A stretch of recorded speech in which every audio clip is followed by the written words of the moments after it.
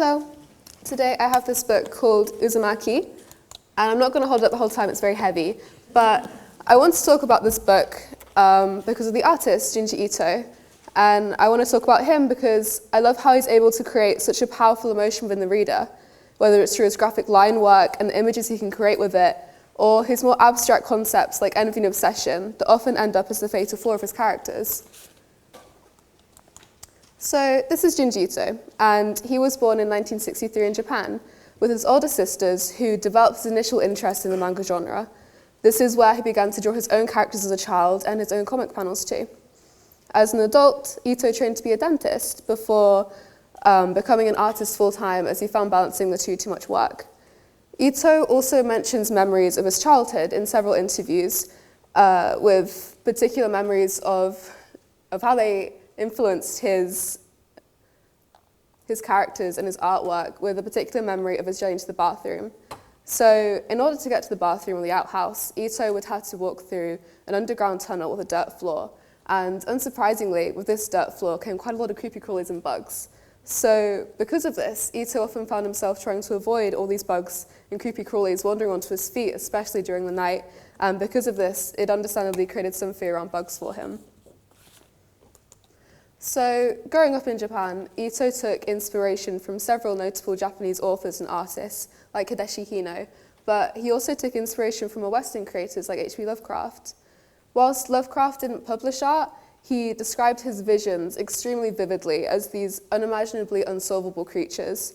And I think Ito clearly takes inspiration from this aspect of Lovecraft's work, as the bizarreness of his threats are a very consistent theme. I also have Katsuma up here, and whilst she isn't an explicit inspiration to Ito, I think their work shares some parallels, most notably the emotions it seems to elicit within the viewer. Their work both holds quite an odd aura about them, and whilst I can't speak for everyone, for me they emulate a feeling of isolation whilst being simultaneously quite busy and intricate. Whilst they're quite different artists, I felt it important to compare them, if only to link Ito's work to a more contemporary or well-known artist, and how they make people feel, as I feel Ito does a very similar thing, but this in itself is undermined or debated purely because of the format. So, the book is called Uzumaki, and it was released in 1998 in a serial comic. In Uzumaki, a town becomes overrun by spirals, and its people become quickly paranoid and obsessed. The simple pattern creates transfiguration, insanity, and death, and unsurprisingly, there's quite a great feeling of grotesque horror throughout the book. Uzumaki was my introduction to manga, and it was quite an extreme one, but whilst there are questions over if it should even be considered art, it deeply inspired me into a style that can be quite complex. Like, Ito creates this deep irony with parallels between a more traditionally cutesy manga and the deeply disturbing images. He buys into the expected, with perhaps cuter animals or more animated facial features, creating a sense of security, but this security is deceitful and ultimately false, as he's very quick to remind you what you're actually reading. This uncertainty and inconsistency within his work creates quite an unstable environment for the reader, but a perfect environment for creating horror. So Ito's style and technique obviously also quite heavily adds to his sense of discomfort. For example, his characters generally have quite blank and neutral faces until they're faced with one of the threats, in which the lines get thicker and bolder, and suddenly it's all uncomfortably realistic. This jump of simplicity to hyper-realism is jolting, and when it's mixed with consistent emotions like jealousy and obsession, it results in unnerving and difficult to look at images.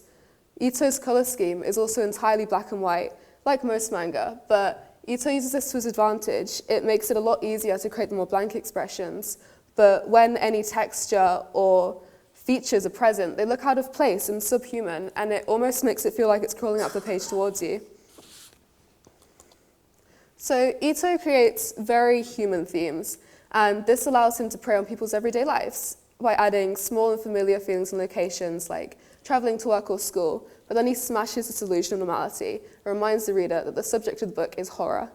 This intrusion into the reader's lives gives them a sense of not feeling entirely safe in their own home or even their own world, And so I believe that it's Ito's ability to be able to distort things into things that were once familiar and these nightmarish scenarios that make his work so effective. He also makes the stories quite relatable, but random and erratic. It's often these unassuming characters who have something horrific but unbeknown to them inside of them before a trigger releases it. This trigger is random and it comes out of nowhere, which completely changes the narrative of this mundane, quite everyday life plot to a living nightmare as it torments and harrows the characters. It feeds into the insecurity that there's something inherently wrong about ourselves, and Ito manifests this into a physical being. So here I've put the last panel of Uzumaki, as I think it perfectly demonstrates the threats that Ito creates. And in this case shows just how psychologically horrific and overwhelming it can be. Ito lingers on everyday topics, but combines them with these scenes of horror, which almost makes them humorous, but the way Ito has sculpted it to be so overpowering and impossible just makes it unnerving. It's such an abstract threat that it makes it difficult to have a solution or an answer of how to deal with it, and it definitely highlights his inspiration from Lovecraft. This hopelessness gives Ito's manga quite an unusual quality to it, especially considering how many manga have quite trivial plot lines and happy endings. Rather, Ito flips this on its head and seems to punish his characters, rarely giving them plot resolve or explanation, and leaving the stories ambiguous. Often the characters of their world are completely devastated by the monster, and even if physically they manage to get away or stay safe, mentally they're always completely destroyed, which I think could suggest that maybe the human reaction to these monsters is more dangerous than the physical threat itself. Personally, this concept of horror always staying with you mentally is much more scary than some traditional chase scene, as it leaves so much ambiguity to deal with rather than some predictable slasher.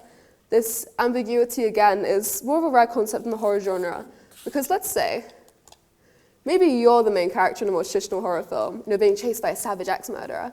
So there are two fairly obvious outcomes of the situation.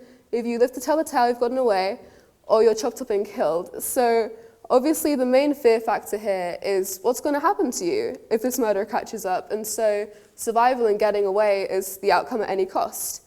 However, Ito creates a different concept that even if you physically escape this monster, you've run away, the mental scar that it leaves and just being in the presence of this threat is so much more damaging and so much more horrible than even an axe murderer. This is especially troubling as there's no real way to determine how the human brain is going to react to such threats. And so I think this constant unknowing and unpredictability of these thoughts is what gives Uzumaki its uneasiness and tension. So this tension and unpredictability is heavily shown in Uzumaki, where high levels of obsession and paranoia are shown within the characters. This extreme emotion spirals out of control and becomes the character's ultimate downfall. Whilst Uzumaki is definitely one of Ito's more psychological horrors, it also includes grotesque body horror, like the snail ball on the right there, which obviously leaves more of a physical impact than a mental one. And again, it comes off as quite funny, but I'd like you to imagine your snail boy for a second. So you've undergone a painful transformation into this creature far from human. You're unable to communicate or walk or touch as you're destined to be left behind and rot. It once again suggests a feeling of isolation and almost hides behind how laughable it is, as it feels incredibly reminiscent of themes within our nightmares. Ultimately, Ito creates monsters which are completely incomprehensible and impossible to our world, but the way in which he puts across texture and carves into his images makes it feel like it could be a real threat. Ito blurs the line between fiction and reality by combining the everyday with the morbid and horrific into these amalgamations of fear. However, although hopefully most people know the topic of their book before they read it, it almost feels like Ito forgets. His plots begin as quite mundane and they're everyday until they aren't, and something is snapped within them. His stories and imagery come off as bad dreams that deep down, are just dreams, but his astounding detail and realism keeps a nagging thought in the back of your head. Maybe that's the reason it's so realistic. Thank you.